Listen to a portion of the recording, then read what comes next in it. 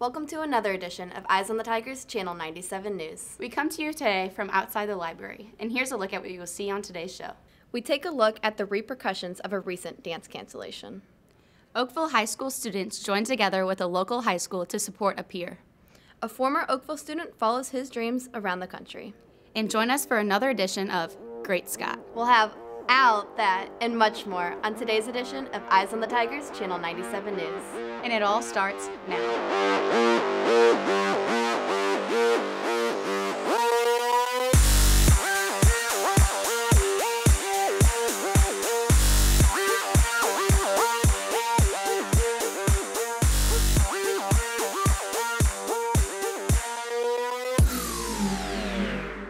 Welcome back to Eyes on the Tigers, Channel 97 News. I'm Allison Carter. And I'm Cassidy Mooney. Let's take a minute to congratulate Shannon McFarland, Alec Beshan, Ronnie Jones, and Noah Thompson on making it to state choir. We look forward to watching you perform on January 30th. Recent attempts by the Student Council to replace the once popular Glow Dance did not go over as planned. Let's take a look at how this will affect other Stuco events this year. For the past 2 years, OHS has held a popular Glow Dance. And the first year it went very well, but last year there were some issues that arose, and the connotation for those things is often seen as a rave. Because some OHS students came to the dance intoxicated, the school decided to make some changes. It wasn't that the dance needed to be canceled. The structure of the dance needed to be altered to be able to take away some of the circumstances that may have contributed to the poor choices in character. Even though there could no longer be a Glow Dance, students hoped for another winter dance to take its place. Student council kids wanted another dance, so we were just going to have, not play rock and roll music the whole time, but just have the kids kind of dress like rock stars and come to the dance. So we thought that would be a fun way to change it up from the Glow Dance.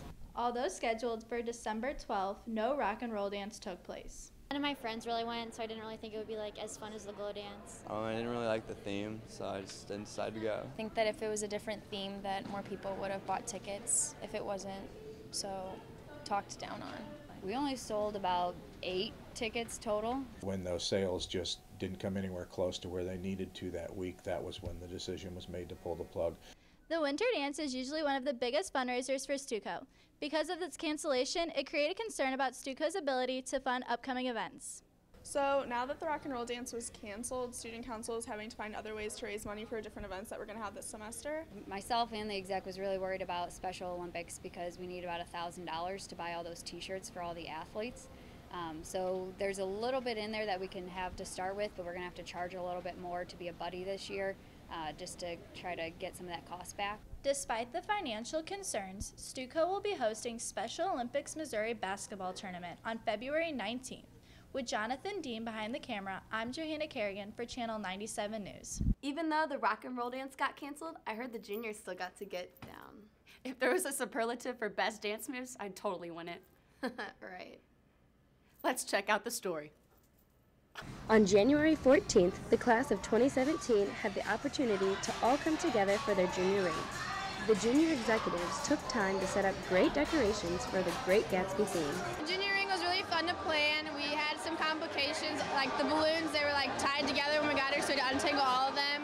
I had to individually cut all those little pictures up in the frames for the Great Gatsby coats, but it turned out really good. With delicious food, class rings, and unbelievable dancing, this night will be one to remember for the junior class. It's really fun to have a dance with all my grade and, my best friends and stuff. Yeah, lots of fun, and I love my ring. Adding on to all the fun, superlatives were given throughout the night. Best dress was awarded to Claire Porterfield and Addison Kukuru. Most involved was awarded to Shayla Hernchich and Sarab Azad.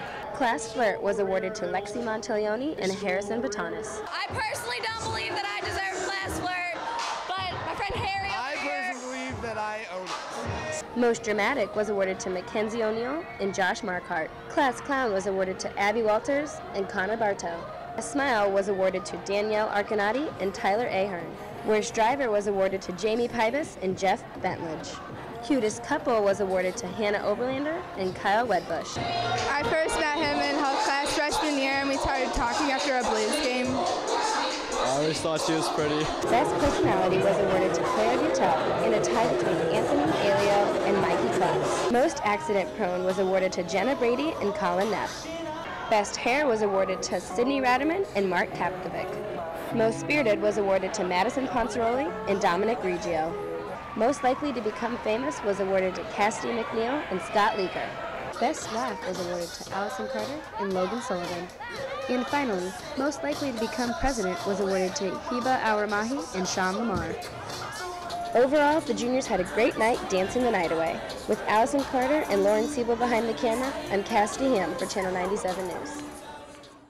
Students dodged, dipped, ducked, dove, and dodged this month for a good cause. Let's see how OHS students use their dodgeball talents to help out a friend. Earlier this year, a popular OHS student received some scary news. Very fluke thing, innocent trip to the doctor. She just knew something wasn't right in a blink of an eye.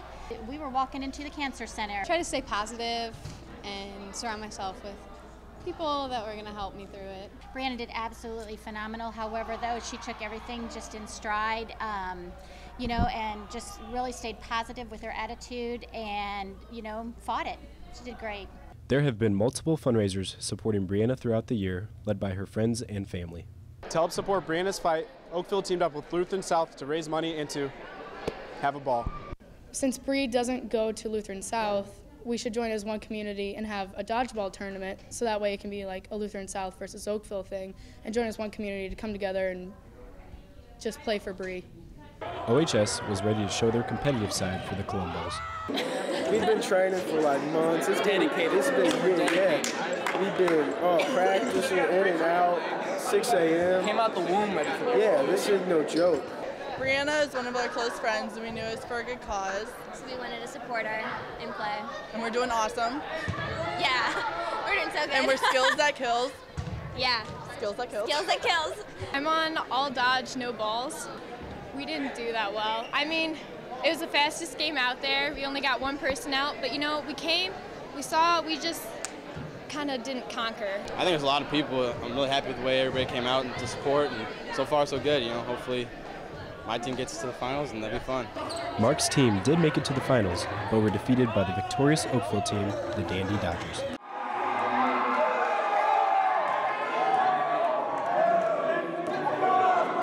Why'd you guys decide to play in the dodgeball tournament?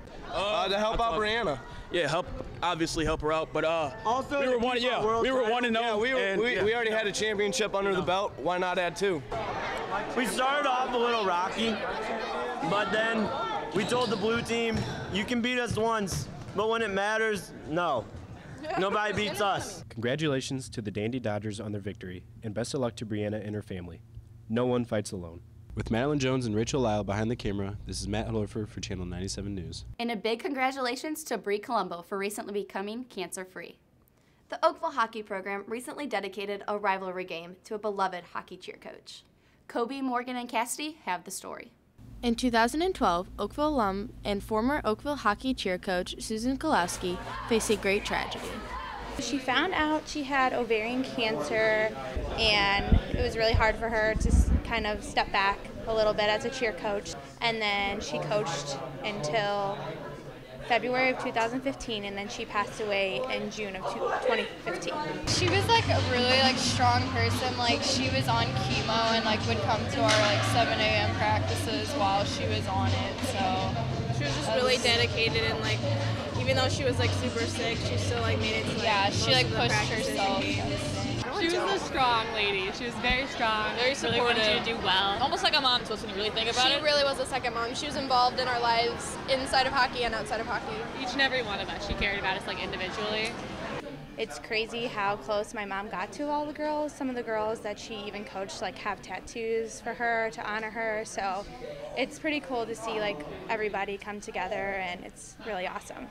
With her mother's passing, Michelle Kolowski stepped up in her mother's place as the Oakville hockey cheer coach.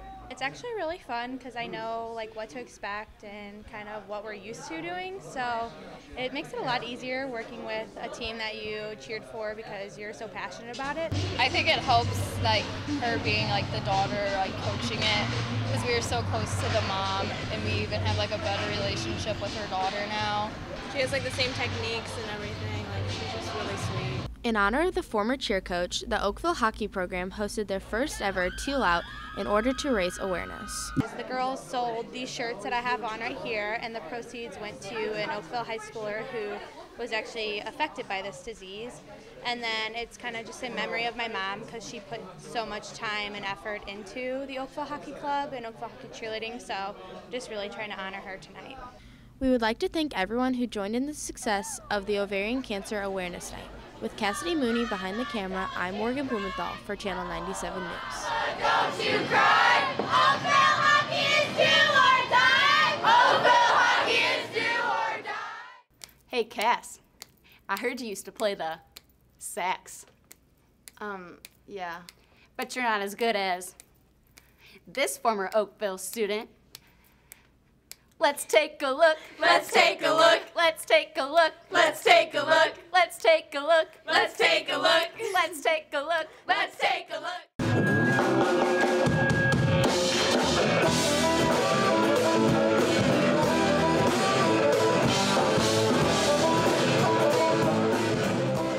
Meet Alex Matthews. He is a saxophone player for Koa, one of the fastest growing indie bands in the United States. Here's how it all began. I was just trying to be left alone and eat a meal, and this kid just stops me. I had my saxophone on my back, and he was like, "What's in the case?" And I was like, "Oh, it's a saxophone." He twisted my arm into coming and checking out a practice and jamming, and I'd never played anything other than classical music or band music until that point, so it was way out of my comfort zone, but it just stuck. I mean, he comes up with awesome melodies on sax, and is really an integral part of this band. But where did he discover his love for music?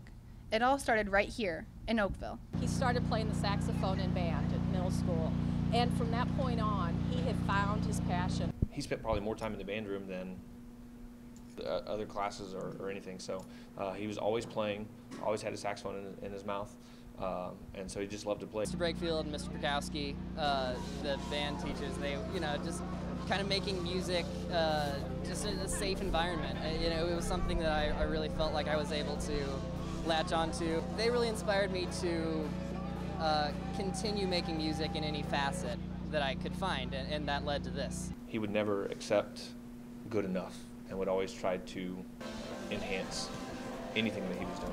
I mean, it's just all we want to do, and we've got a lot of room to grow for sure. But it's cool to even just be able to come to St. Louis and have a lot of friends and family come out, but also some faces that weren't here when we played here last year. Koa has also played at Lou Fest, Austin City Limits, and South by Southwest. Kind of being on the road and getting to play music, it was cool. And then this last summer, we've since been able to kind of do a lot more stuff. We played a lot of festivals. As long as we're playing music, we're happy. Best of luck to Alex in the future. With McKenna Books and Scott Leaker behind the camera, I'm Hannah Hoffmeister for Channel 97 News. 3 different schools, 2 different teachers. I may be an AP Calc, but that doesn't add up. Maybe we can ask Mr. Bosch. Yeah, maybe he can figure it out. Erin Bosch, an Oakville teacher, and Maggie Zahner, a new teacher at Lindbergh High School, both share the opportunity of teaching at one school and coaching at another, which comes along with its own difficulties. The biggest difficulty is timing.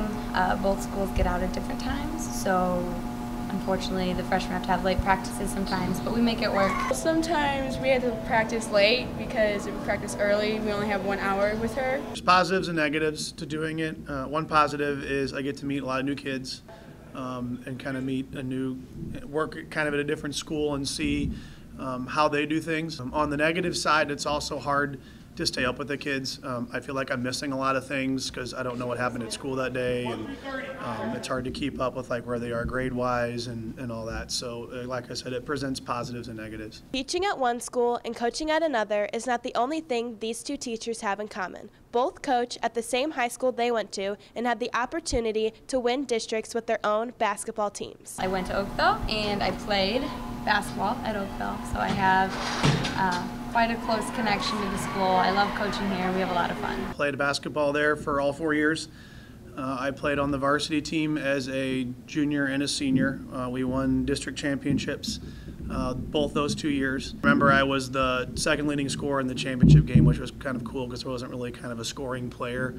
But I still, we have a trivia night next weekend, and my table is all 5 of my buddies that we were the 5 starters our senior year, and so they're still my best friends. I still talk to them all the time. With Abby Walters and Jordan Peters behind the camera, I'm Amanda Nickteen for Channel 97 News. And now it's time for Great Al. No, that's not what it is, right? It's Great Scott. Cooch, no, it's Great Scott, right? Yeah, I'm pretty sure. Well, I guess we'll find out. Wilkie! What? Oh, you don't have to yell at me. What do you want? I want to become a teacher. So, why do you want to become a teacher? I just want to feel some purpose in my life before submitting to my inevitable death. Oh, well that's why I wanted to become a teacher. Let's go. Vasco da Gama started here and sailed all the way around the Cape of Good Hope to India. I think you're ready. We told Mr. Wilkie's 4th block AP World History class that I was the guinea pig for a new cadetting program. Little did they know, I was just following my dreams. Here we go. I'm going to talk to you about Russia. Russia, Russia, Russia, Russia. Russia. Russia. So, first I'm going to talk about some nicknames. It's fine.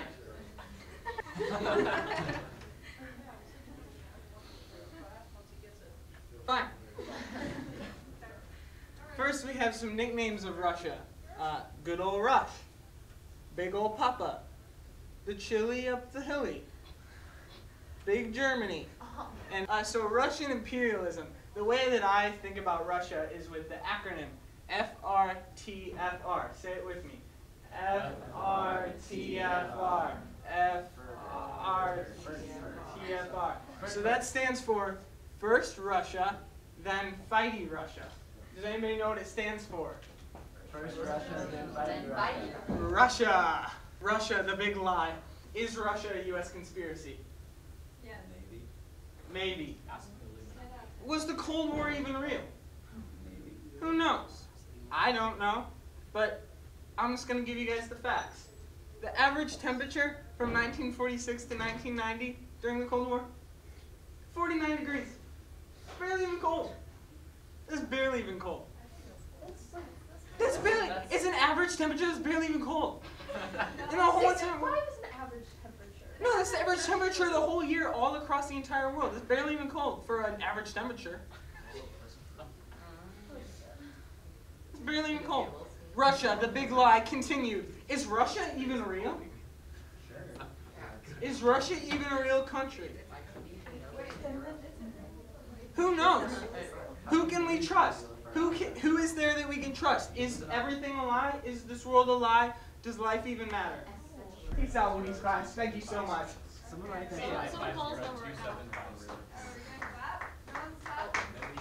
Wait, I'm writing down his phone number. What did you learn from Scott's PowerPoint? Nothing at all.